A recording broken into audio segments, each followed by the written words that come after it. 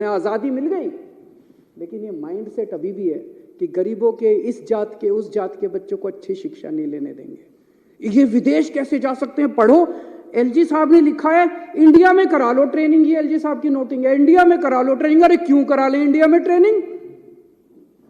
हम कम हैं किसी से? गरीबों के बच्चे कम हैं किसी से? गरीबों के बच्चे हैं तो इंटेलिजेंट नहीं है क्या? क्यों करा ले? हम तो अपने बच्चों को फिनलैंड भेजेंगे। पूरी दुनिया में सबसे अच्छी शिक्षा फिनलैंड के अंदर मिलती है, सबसे अच्छी। ये सबको पता है, फिनलैंड पूरी दुनिया में शिक्षा में नंबर 1 है। और उसमें भी जो नंबर 1 यूनिवर्सिटी है उसमें भेज रहे हैं हम। पूरी दुनिया में जो नंबर 1 हम तो भेजेंगे सर।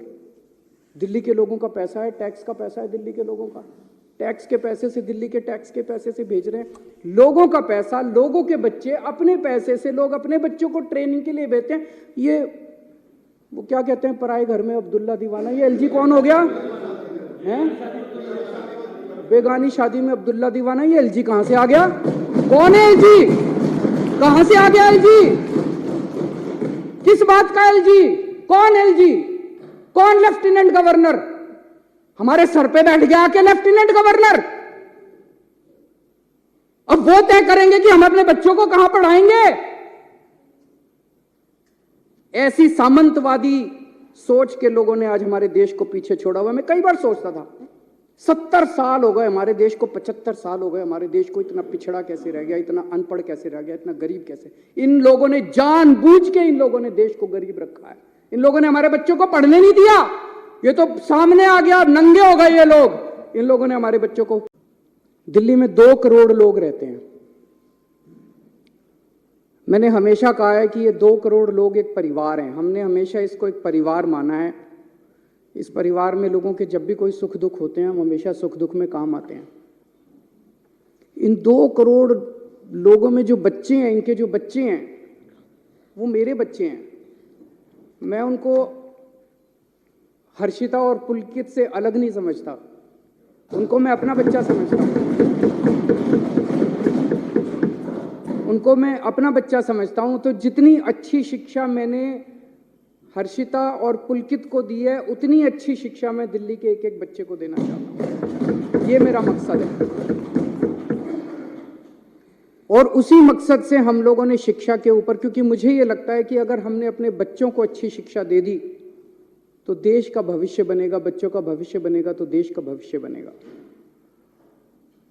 उसी को मद्देनजर रखते हुए हमने शिक्षा पे इतना खर्चा भी किया, इतने अच्छे अच्छे शानदार स्कूल बनाए। जो सबसे ज्यादा आज स्कूलों के नतीजे बहुत अच्छे आ रहे हैं। लोग अपने बच्चों को प्राइवेट स्कूल से निकाल के सरकारी स्कूलों में भर्ती कर रहे हैं। शायद 75 साल, आजादी के 75 साल के बाद पहली बार ऐसा हुआ है। उसमें सबसे बड़ा योगदान हमारे टीचर्स और प्रिंसिपल्स का है। और उनको मोटिवेट करने के लिए और उनकी कैपेसिटी बिल्डिंग करने के लिए हमने उनको पूरी दुनिया में बेस्ट से बेस्ट ट्रेनिंग दिलवाई है। हमने बहुत सारे टीचर्स को विदेश भेजा, बहुत सारे टीचर्स को आईएम्स में भेजा, बहुत सारे टीचर्स को अलग अलग यूनिवर्सिटीज़ में भेजा ट्रेनिंग करने के लिए।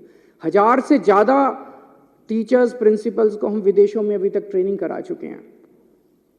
अब 30 टीचर्स और प्रिंसिपल्स को फिनलैंड जाना था ट्रेनिंग करने के लिए। वैसे तो हमारी चुनी हुई सरकार है, मैं मुख्यमंत्री हूं, ये शिक्षा मंत्री हैं। मुख्यमंत्री ने, शिक्षा मंत्री ने कह दिया भाई टीचर फिनलैंड जाएंगे ट्रेनिंग के लिए, तो बस ये फाइनल होना चाहिए। यही तो जनतंत्र है। और जनतंत्र क्या है? अगर मुख्यमंत्री ने और शिक्षा मंत्री ने कह दिया भाई मैं अपने टीचर्स को फिनलैंड ट्रेनिंग कराने जाऊंगा, भेजना चाहता हूं, बस यहां खत्म हो जानी चाहिए थी बात। लेकिन यहां अजीब जनतंत्र है। सारी फाइलें एलजी साहब के पास जाती हैं, सारी फाइलें एलजी साहब के पास जाती हैं। कहते हैं कॉस्ट बेनिफिट एनालिसिस कराओ। मैंने एलजी साहब से पूछा सर मेरे को वो धारा बता दो संविधान की। मैं सारे सर ये जो आज मैं लेके आया हूं ना, ये सब लेके गया था मैं एलजी साहब के पास। ये सारी चीजें लेके गया था। मैंने कहा सर ये आपके सामने रखी है, अब मेरे को इसमें दिखा दो आपको कॉस्ट बेनिफिट एनालिसिस ऑर्डर करने की पावर किस कानून के तहत है। कौन सा कानून, सुप्रीम कोर्ट का आदेश आपको ये पावर देता है कि आप दिल्ली सरकार के किसी काम की कॉस्ट बेनिफिट, मैं कराऊंगा, मेरे को जनता ने कहा है मैं कॉस्ट बेनिफिट एनालिसिस कराऊंगा। ये सदन है, ये सदन कराएगा, इसकी कमेटियां कराएगी, ये कमेटियां कराती है, ये सौरभ मेरे को बताता है, राजेश बताता है, सोमनाथ, ये सारे बताते हैं, ये कॉस्ट बेनिफिट एनालिसिस ये लोग कराएंगे। आप कौन होते हो कॉस्ट बेनिफिट एनालिसिस कराने वाले? दिल्ली के अंदर चुनाव हार गए और उसके बाद अब कॉस्ट बेनिफिट एनालिसिस, आपके पास तो पावर नहीं है। मैंने उनसे पूछा, उनके पास कोई जवाब नहीं था। फिर मैंने उनसे पूछा, मैंने कहा सर ये 10 एल्डरमैन कैसे बना दिया आपने? ये तो आपके पास पावर नहीं है, तो ट्रांसफर्ड सब्जेक्ट है, एमसीडी एक्ट तो ट्रांसफर्ड सब्जेक्ट है, आपने 10 एल्डरमैन कैसे बना दिए? बोले उस कानून में लिखा है एडमिनिस्ट्रेटर शैल अपॉइंट 10 एल्डरमैन। तो मैंने उनको ये एक और दूसरा ऑर्डर दिखाया सुप्रीम कोर्ट का, ये 2019 में आया था सुप्रीम कोर्ट में। इसमें लिखा है कि जहां एडमिनिस्ट्रेटर लिखा होगा वहां भी मंत्रियों की चलेगी, वहां भी मुख्यमंत्री की चलेगी, ये लिखा हुआ है। ये सुप्रीम कोर्ट का आदेश मैंने उनको दिखाया। मैंने कहा सर ये लिखा हुआ है कि एडमिनिस्ट्रेटर लिखा है तब भी हमारी चलेगी, आपकी नहीं चलेगी। तो वो तो सुप्रीम कोर्ट को मानते ही नहीं, वो तो कहते हैं सुप्रीम कोर्ट की तो राय है। उसके बाद एक हाई कोर्ट का ऑर्डर है, वो भी मैं लेके गया था। और कुछ हो ना हो, एलजी साहब ने मेरे को वकील तो अच्छा बना दिया। ये 1998 का जजमेंट है ओपी पावा, इसमें साफ साफ लिखा है, मोटर व्हीकल्स एक्ट में डेफिनेशन है lieutenant governor, government of Delhi means lieutenant governor. इसमें लिखा है सारी पावर दिल्ली सरकार की होगी, सारी पावर मुख्यमंत्री की होगी। तो अगर एडमिनिस्ट्रेटर भी लिखा है, लेफ्टिनेंट गवर्नर भी लिखा है, तब भी सारी पावर दिल्ली सरकार की है, एलजी साहब की पावर नहीं है। ये सारा मैंने उनको बताया, पर वो तो माने ही नहीं। वो तो बोले कि मैं एडमिनिस्ट्रेटर